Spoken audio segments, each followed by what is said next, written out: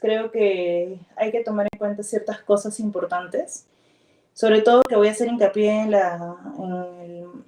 en algunas características del RCP básico inicialmente, y habrá otra clase de RCP avanzado. Y lo que sí me interesa es que interioricen esas características que voy a mencionar, porque de todas maneras es lo que vamos a aplicar en la práctica, ¿sí? Es lo que deben tener muy en cuenta. Ahora, voy a compartirles el material. Les he pasado la clase anterior, por si acaso, a Alexa, para que pueda darles el material de monitoreo. Y el día de hoy, entonces, estamos con RCP básico, ¿no?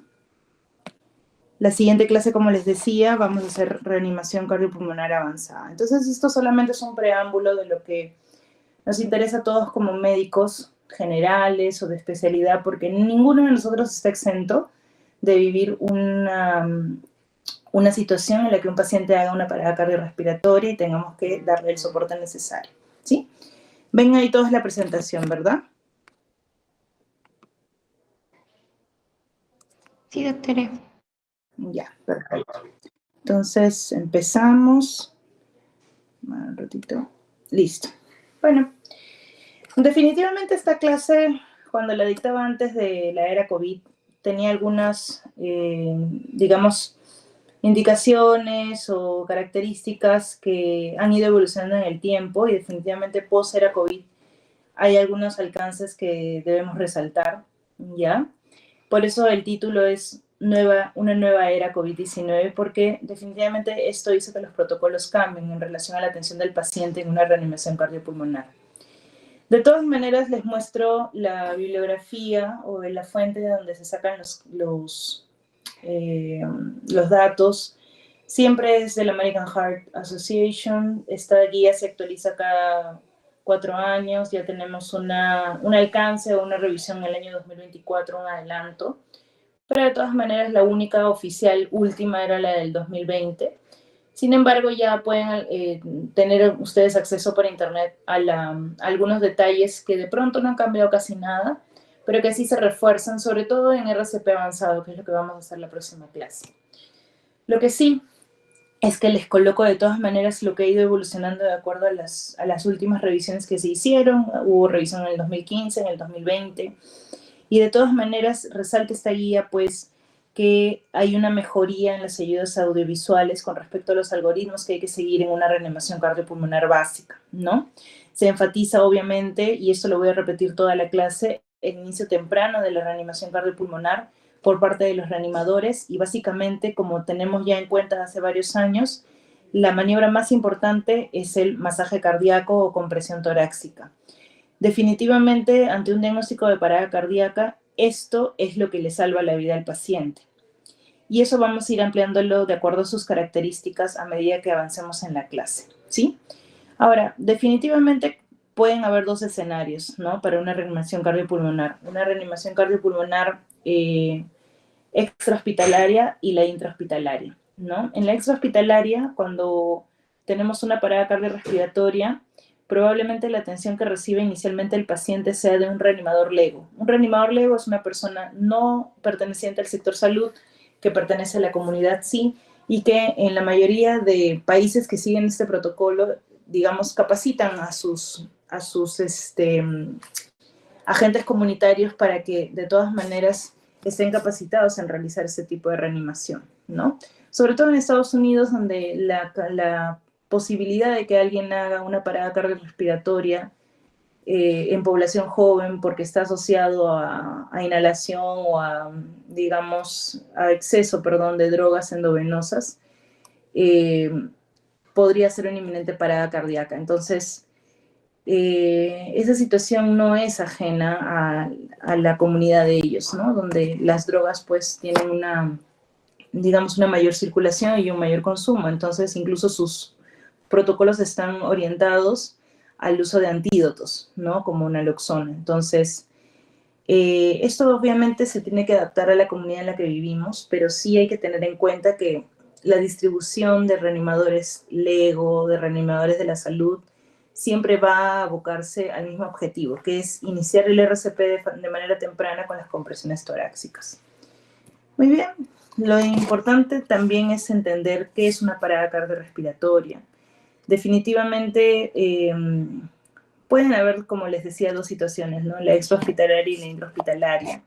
La extrahospitalaria de pronto es mucho más fácil identificarla que en la intrahospitalaria, donde a veces el paciente, sobre todo en UCI, ¿no? Está monitoreado, de pronto no vas a saber pues si pierde conciencia, si es que estuviese intubado, sedado, pero sí nos valemos de otras herramientas para poder detectarlo.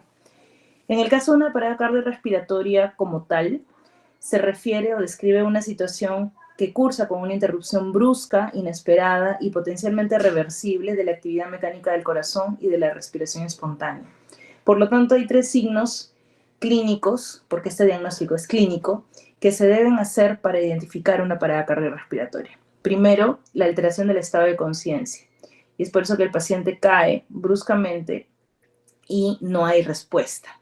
Obviamente, cuando nosotros tratamos de estimular esta respuesta neurológica, tiene que ser una respuesta enérgica, ¿no? No es tanto como simplemente tocar al paciente que se ha caído o ha colapsado a ver si me responde a mi estímulo táctil, ¿no? Es sacudir al paciente, decir, señor, señor, ¿está usted bien? Obviamente, con una sacudida intensa, debería haber una respuesta. Si no la hay, es un signo positivo o una posibilidad de parada cardiorrespiratoria que se puede aunar a la falta de pulso, ¿no? Nosotros palpamos pulso carotidio, ausencia de pulso carotidio también es parte del diagnóstico de parada cardiorrespiratoria, y la ausencia también de respiración espontánea. O sea, quiere decir, ¿cómo voy a saber si está respirando espontáneamente mi paciente? Porque no hay amplexación del tórax, ¿no? Entonces, esas tres situaciones clínicas o esas tres características me dan como diagnóstico parada cardiorrespiratoria. Eso es muy importante que ustedes lo sepan. Esto es algo que siempre me interesa que ustedes se aprendan de memoria. De memoria, ¿por qué? Porque están en una parada cardiorrespiratoria y lo que nosotros tenemos como dinámica, ¿no? Tanto en la UCI como fuera de UCI, digamos, en el hospital, como parte de la dinámica es obviamente formar un equipo que pueda realizarla para la reanimación cardiopulmonar, ¿no?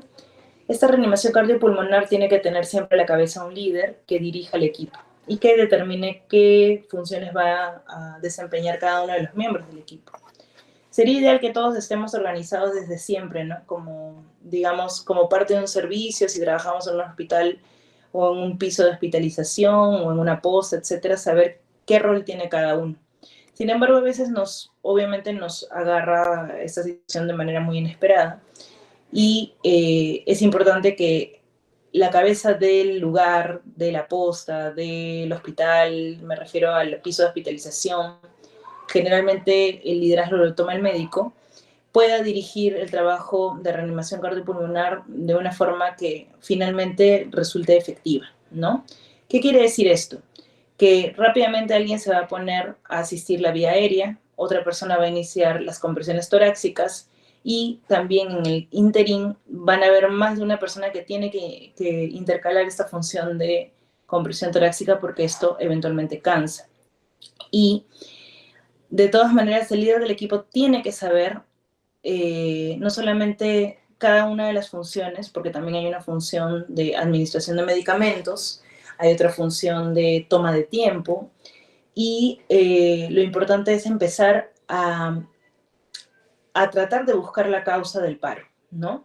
Porque si nosotros durante el paro encontramos la causa, va a ser mucho más factible que el paro sea revertido de manera temprana.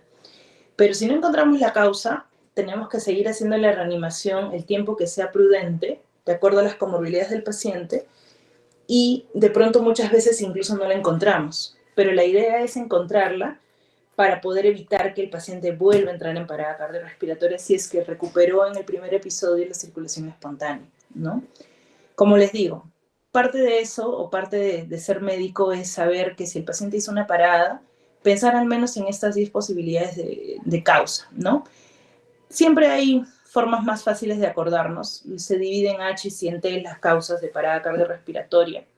Entre las H de causas reversibles tenemos hipovolemia, hipoxia, hidrogeniones, o sea, acidosis, hipo o hipercalemia e hipotermia.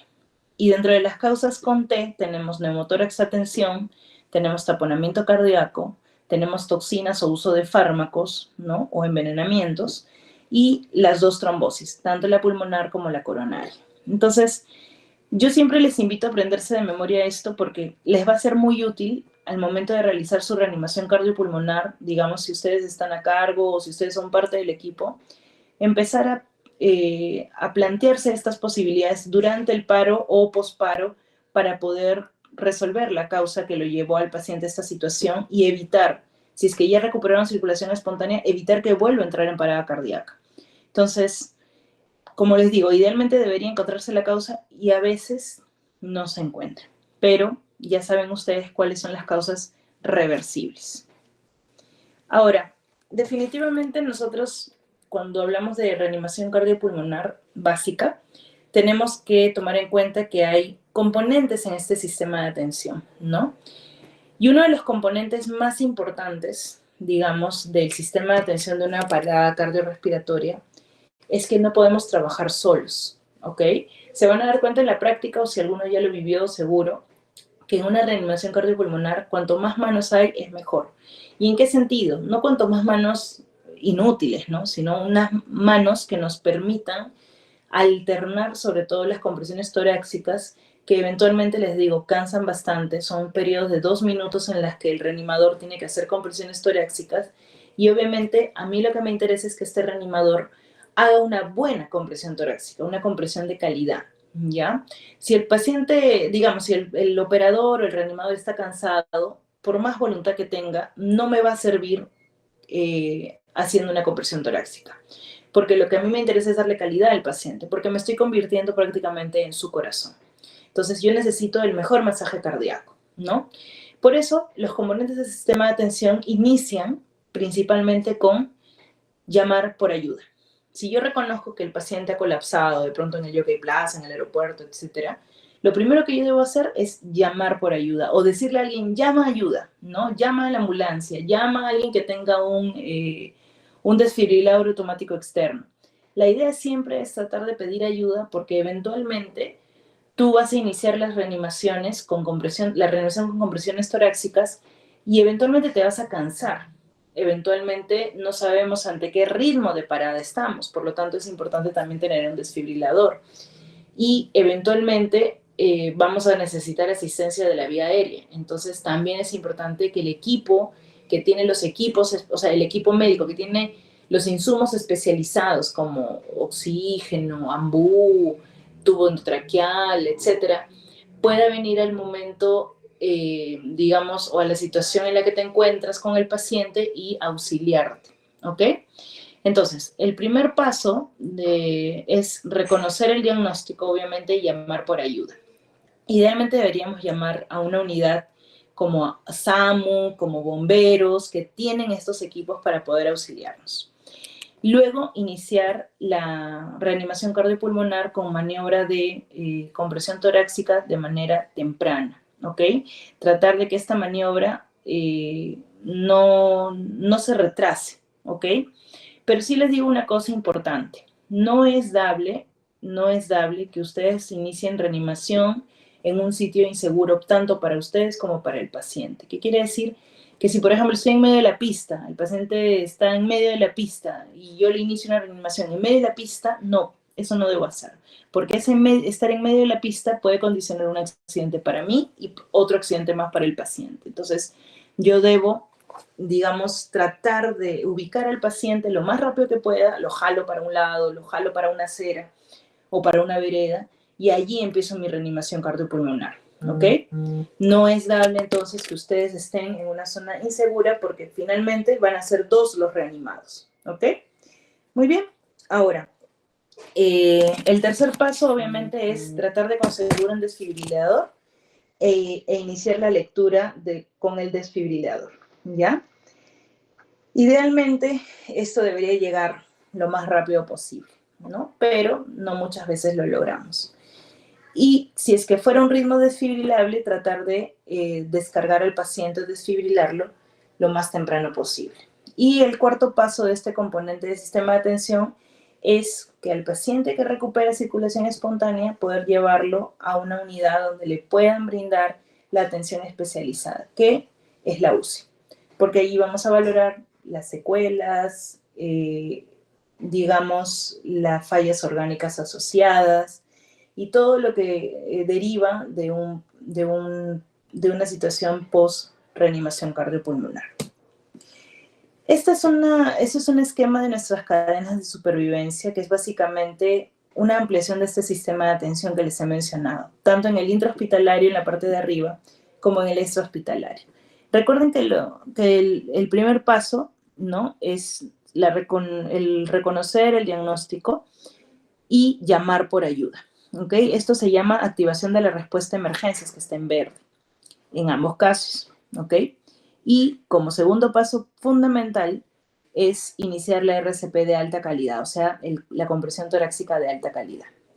Idealmente luego deberíamos colocar el desfibrilador lo más temprano posible en el paciente y brindarle los cuidados post-paro cardíaco en el caso de estar en el intrahospitalario, y en el caso de estar en el extrahospitalario se va a brindar un soporte vital avanzado probablemente durante el camino o al llegar al hospital o al nosocomio donde estén trasladando al paciente, y luego los médicos que lo atiendan de forma inicial lo trasladarán a la UCI. ¿Ok? El último paso de la cadena de supervivencia siempre es brindarle la recuperación no solamente al paciente sino también a la familia, que obviamente es una situación que genera un trauma en las personas involucradas, ¿no? Porque no sabemos al final cuáles van a ser las secuelas de esta persona que sufre una parada cardíaca y que puede cambiar totalmente o radicalmente su vida, ¿no? Eso es un poco de lo que se revisa en las guías básicas, ¿ya?, de la AJA. Y obviamente no solamente está dirigida a los reanimadores de la salud, sino también hacen una cápite sobre los reanimadores LEGO, ¿no?, donde nos hacen entender que el algoritmo que se sigue para soporte vital básico es básicamente el mismo, es una respuesta universal, es un algoritmo universal. Sin embargo, en Estados Unidos nos resaltan, ¿no?, que muchas veces estos reanimadores LEGO tienen que comunicarse vía telefónica para poder recibir las instrucciones en ese momento, ¿ok?, y hacer las cosas lo mejor posible. Sin embargo, la secuencia de reanimación es igual que para un reanimador de la salud: 30 compresiones torácicas y 2 ventilaciones. Cada 30 compresiones das 2 ventilaciones, ¿ok? Y también ellos tienen que cumplir con las características de un RCP de alta calidad. Ahora, estos programas comunitarios para reanimadores LEGO también están capacitados para el uso del DEA. Y es que el uso del DEA o el desfibrilador automático externo se basa también en que el desfibrilador te da instrucciones. Entonces es mucho más fácil para el reanimador que no es parte del sector salud poder seguir estas instrucciones. Sin embargo, siempre hay la posibilidad de que a estos reanimadores de la comunidad se les capacite, ¿no? Muy bien, y entonces ya en el ámbito de nuestro trabajo, nosotros vamos a recalcar que es básicamente el pilar de esta clase, luego de la diapositiva de las causas reversibles, cómo es o qué caracteriza a un RCP de alta calidad, ¿no?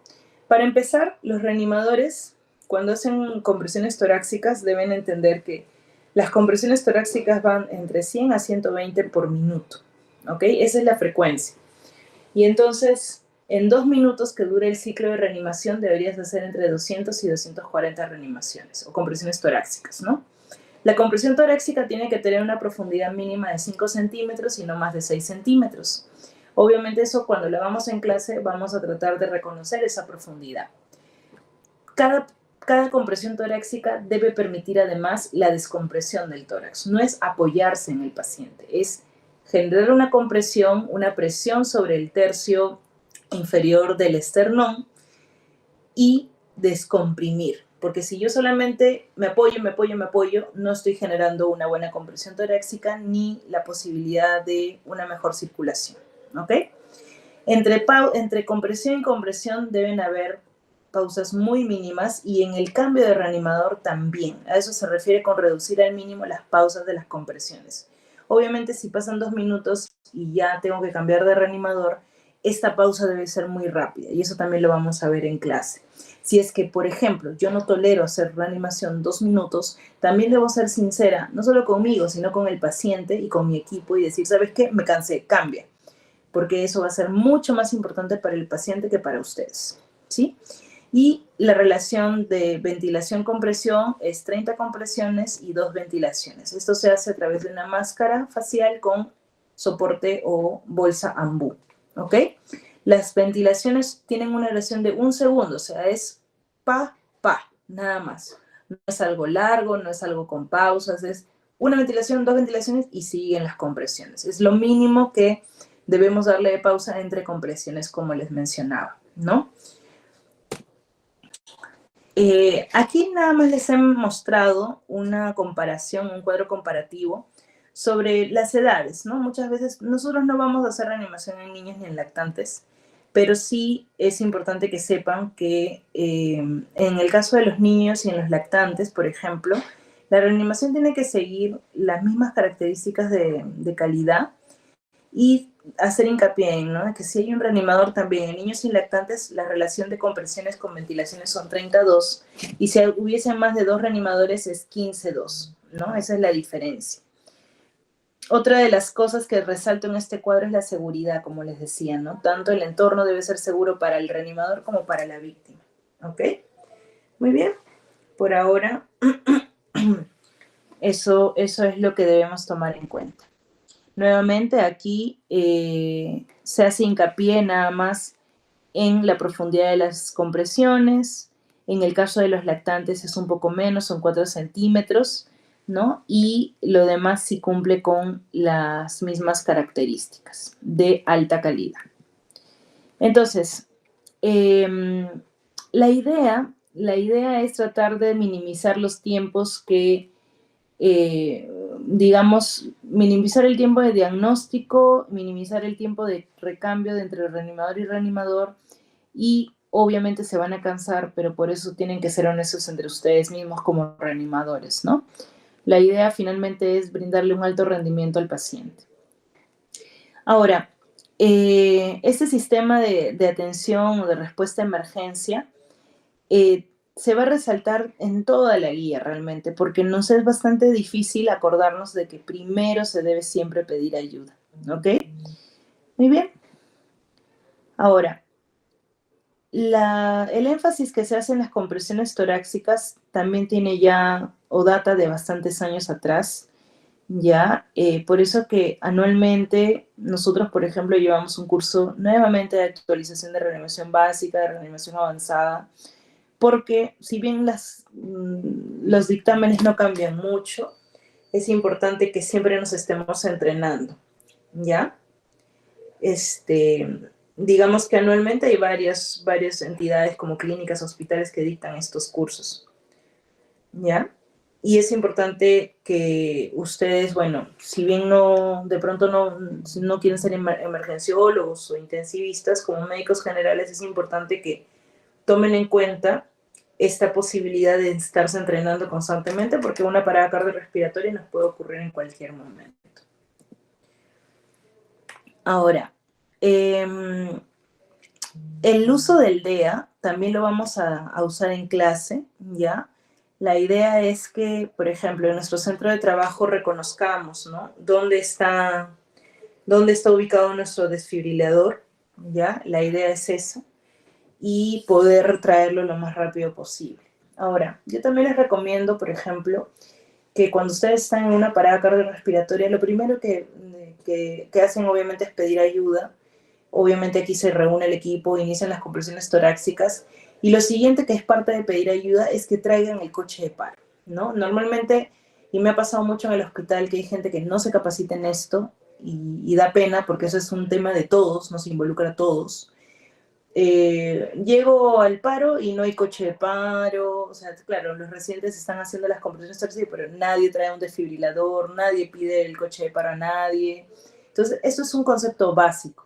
Hay un paro, tienes que traer el coche de paro, o sea, no hay de otra, ¿ok? ¿Por qué? Porque ahí van a estar las drogas que vas a usar durante la reanimación del paciente. Ahí van a estar los elementos para la vía aérea, ahí van a estar los elementos para colocar una vía periférica.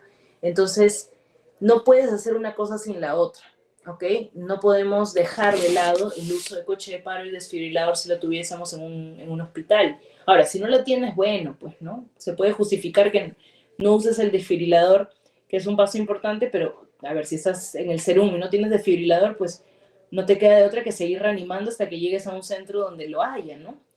Entonces, pero sí tienen que tener a la mano las, digamos, en un hospital, en un piso de hospitalización, en una clínica, el coche de paro. No está de pronto en su piso, de pronto solo lo tiene UCI, ok, que lo traigan de la UCI, pero vayan pidiéndolo, porque si no, después para poder hacer el soporte avanzado les va a ser muy difícil y además pierden tiempo y el paciente no está para perder tiempo. Cada minuto es deterioro neurológico. Entonces eso es sumamente importante que ustedes lo tomen en cuenta. La idea de reanimar a un paciente no es solamente, ya bueno, que le vuelva el pulso. No, no. Ustedes pónganse en el lugar de los pacientes, siempre. Si a ustedes les da una parada cardiorrespiratoria, les gustaría que alguien capacitado los atienda, ¿verdad? ¿Para qué? Para que ustedes recuperen lo más posible su vida como era previamente al paro. No nos interesa, pues, a nosotros como pacientes recuperar mi vida para de pronto estar con traqueostomía, no mover mis brazos, no poder expresar mi cariño a mi familia, prácticamente convertirme en como una plantita porque tengo muchas secuelas neurológicas, porque de pronto los médicos no supieron hacerme unas compresiones adecuadas o porque se tomaron más del tiempo necesario o espaciaron mucho estas compresiones y obviamente cada tiempo adicional entre compresión y compresión es falta de circulación sanguínea a los órganos diana. Entonces tengan muy en cuenta eso. Nosotros reanimamos para salvar una vida y recuperarla a la sociedad, no para dejar a alguien postrado. Esa no es la idea, ¿sí? Por eso hay que tener muy en cuenta lo que estamos haciendo. Esto es de mucha responsabilidad. Entonces hay que estar siempre muy conscientes de lo que se hace. Muy bien, esto, como les digo, si se los estoy repitiendo tanto es porque probablemente ven en el examen. ¿Y por qué me interesa que vengan en el examen? Porque seguro se van a comer esta diapositiva y les va a quedar algo para la vida. Entonces esa es la idea, que ustedes luego lo apliquen en sus vidas.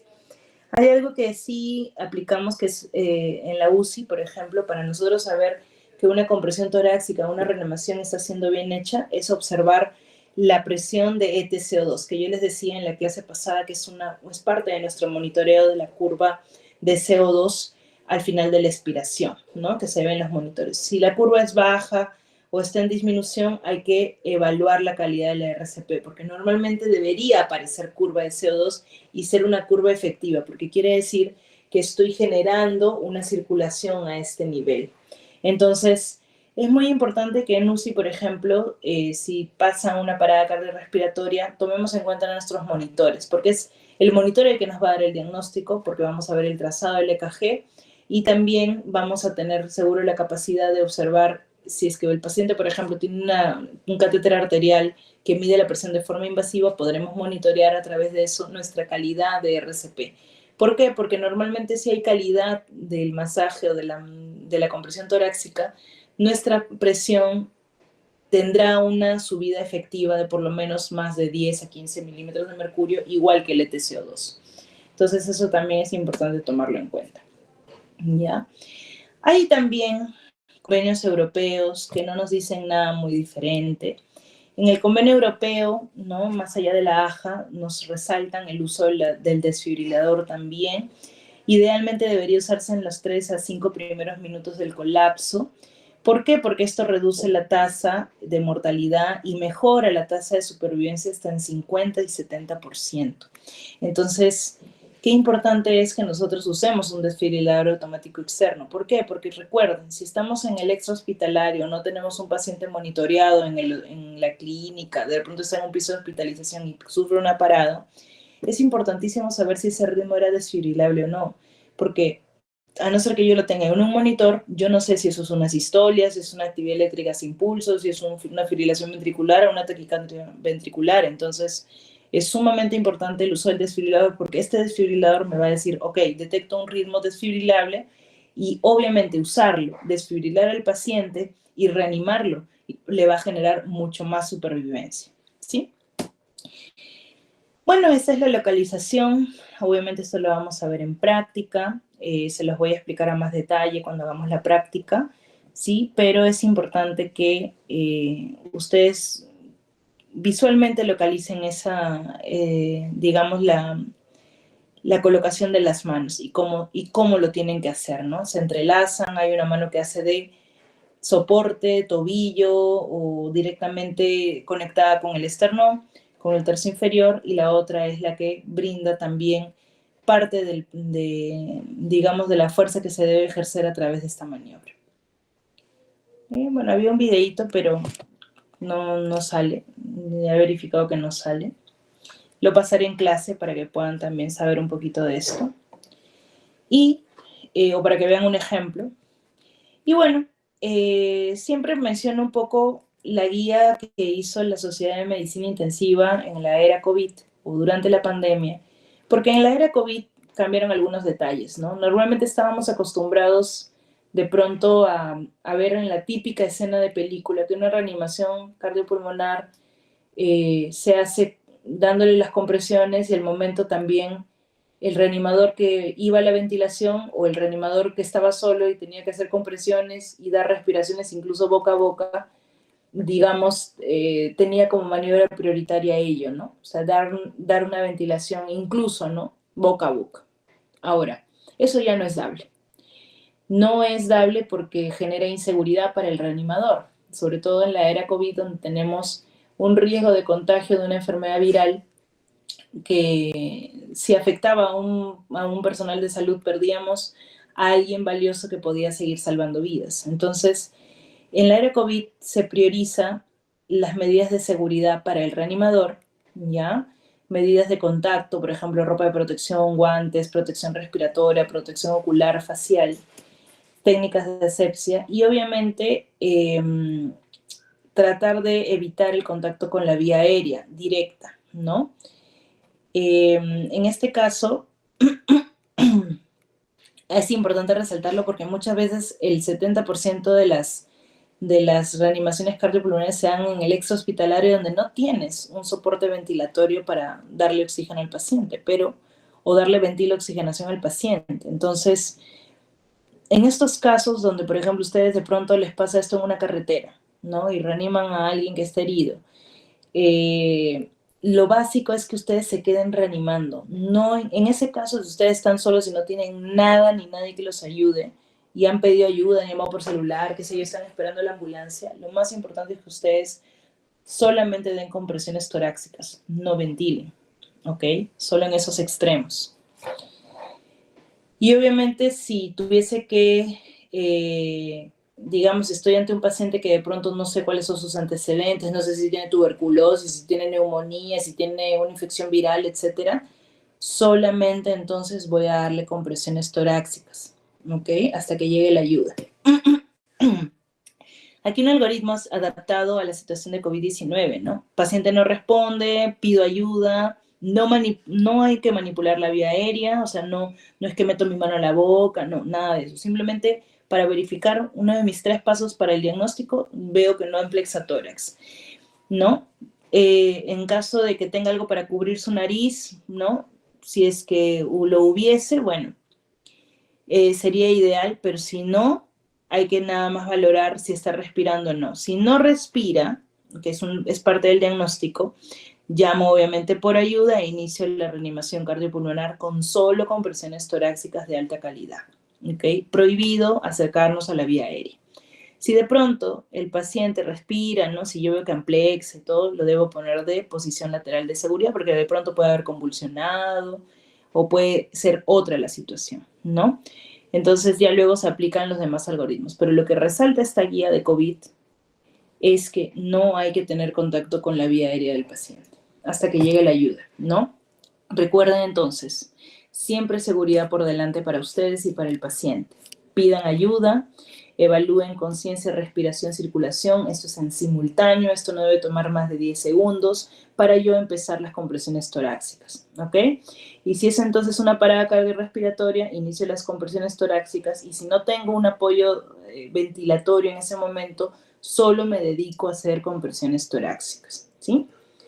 Ahora, esto es básicamente el algoritmo que también tiene la sociedad americana, para que no crean que esto solamente es un tema de capricho europeo o qué sé yo, ¿no? O sea, es un tema donde básicamente resaltan que no hay que acercarse boca a boca al paciente, ni tampoco máscara a boca, ni nada por el estilo. O sea, la idea del soporte ventilatorio es máscara facial con tu ambú, nada más. Si no lo tienes, te olvidas de las ventilaciones. Y hay una situación en especial que sí me gustaba resaltar también, sobre todo a raíz de la era COVID, en las que muchas veces hemos tenido pacientes en posición prona, que quiere decir posición boca abajo, ¿no? Que era una situación que se repetía con frecuencia pues en la era de la pandemia, ¿no?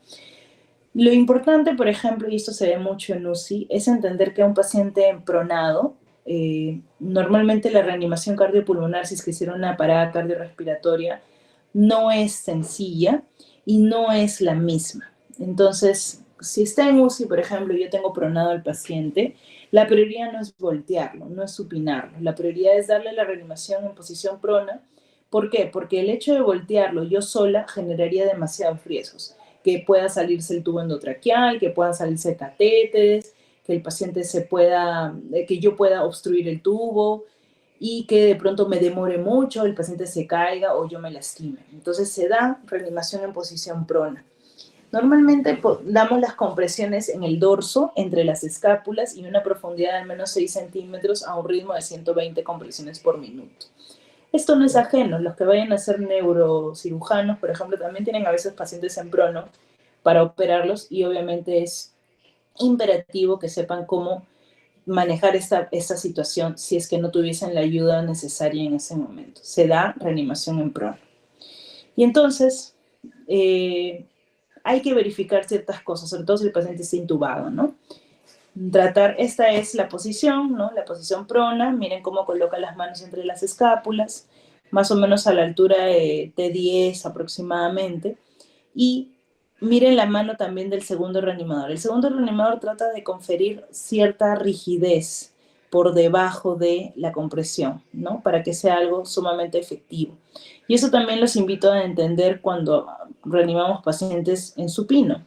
¿Qué pasa? A veces hacen paro en la cama. Hay que ver cómo es esa cama, si es estable, si es inestable, si es muy blanda, porque también, ¿no? Hacemos la compresión y si es un colchón casi de agua, pues no estamos haciendo ninguna compresión efectiva. A ese paciente, rápidamente, entre varios, tenemos que bajarlo al suelo y iniciar las compresiones en ese momento, en una superficie firme, que es algo que resalta la guía del 2024 sobre todo, ¿no? Y si no, colocar una tabla por debajo, una superficie más recta en ese colchón de pronto que es muy inestable. ¿Para qué? Para que puedas realizar un masaje de alta calidad. También se puede hacer desfibrilación en posición prona, ¿no? Generalmente es para vertebrar la colocación de las paletas de desfibrilación y es una alternativa útil, ¿no? Sin embargo, tanto en reanimación con compresiones torácicas como desfibrilación, si el paciente no tiene una respuesta efectiva durante los primeros 5 minutos, hay que pensar en pedir ayuda para poder supinarle, ¿sí? Entonces les decía, ¿no? Tratar de que si el paciente pues tiene muchos dispositivos, no hacer el movimiento de supinación solos, ¿ya? Porque el riesgo de perder accesos vitales para el paciente es muy alto. Sobre todo porque en pandemia veíamos pacientes obesos, ¿no? Y imagínense tratar de supinar a un obeso tú solo o con 2 personas, no, eso se hace entre 6 personas. Entonces es sumamente importante que siempre pidan ayuda, ¿ya? Cuando supinas, cuando las compresiones en prono no son efectivas, y esto se evalúa de acuerdo a los monitoreos que tenemos, sobre todo les decía, si no hay una buena reanimación, vamos a ver que la diastólica, por ejemplo, no es mayor a 25 milímetros de mercurio, no hay un aumento de 10 a 15 milímetros del ETCO2 y podrían propiciarse también problemas con la vía aérea, ¿no? Entonces, si esto en 5 minutos no ves que es efectivo, es mejor supinar. ¿Ya? Esto es básicamente lo que les decía de COVID, mucha protección para el reanimador, disminuir los riesgos, priorizar estrategias de ventilación con bajo riesgo de esparcir, digamos, los gérmenes, el virus en este caso, y tratar pues de llamar por ayuda lo más temprano para que le brindemos una atención con todos los elementos necesarios al paciente y que involucre ventilación. Pero obviamente si no la tuviéramos, solamente es priorizar la compresión torácica. Muy bien, esa es la clase de RCP básico. Realmente yo les decía o le decía a Alexa que esta clase era bastante rápida, ¿ya?